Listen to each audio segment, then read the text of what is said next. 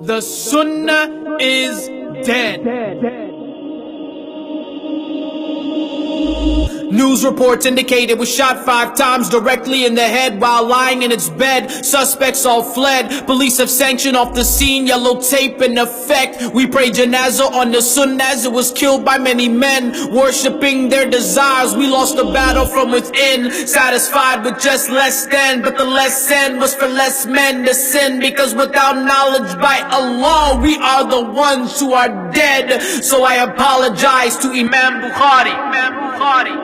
We will no longer be needing any of your volumes. I'm sorry to Abu Hurairah. May Allah be pleased. Jazakallahu khairan. But we are at the end of this deen. The greatest scholars have died, and we are all that is left. A generation obsessed with Facebook likes and retweets instead. We spend more time on YouTube insulting people's mothers than standing in the night asking Allah to guide our brothers. Wife beaters wearing wife beaters underneath white thobes and white sneakers, where if you talk about racism then everybody gets amnesia, cause everybody is a mufti but nobody wants to study. And we keep printing dawah pamphlets but our character is so ugly, more religious than religion. We buy fatwas by the dozen. Keyboard warriors want jihad but they can't wake up for Fajr. Houston, we got a problem. Ignorance is the new knowledge. We have abandoned the Quran, so it's only right the Sunnah was to follow.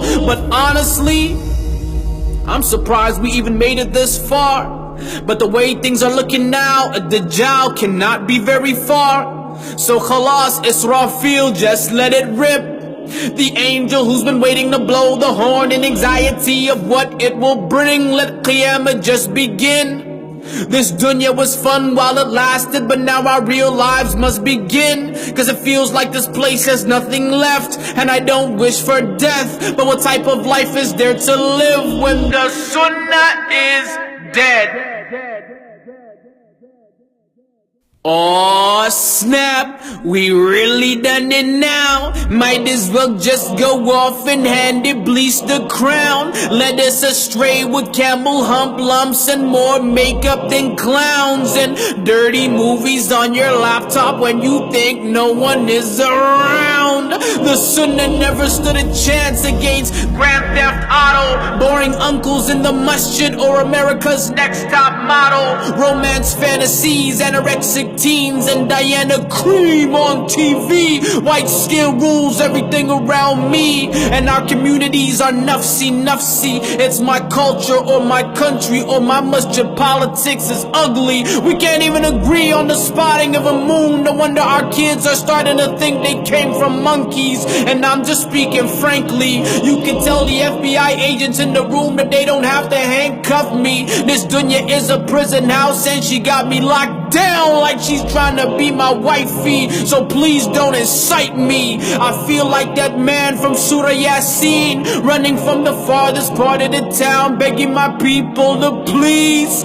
obey the messenger before we are destroyed in degrees. I'd with the mood and the people of Lut. Don't let Jabril get on the case. The tip of his wing will destroy everything you ever knew. But none of that will matter when Munkar and Nakir enter your tomb. Feels like the angel of death is watching, waiting for me right outside this very room, to rip the soul from my chest as I take my final breaths. La ilaha illallah. But the Sunnah is dead. Because nowadays they're calling for a new, progressive, liberal, modern Islam.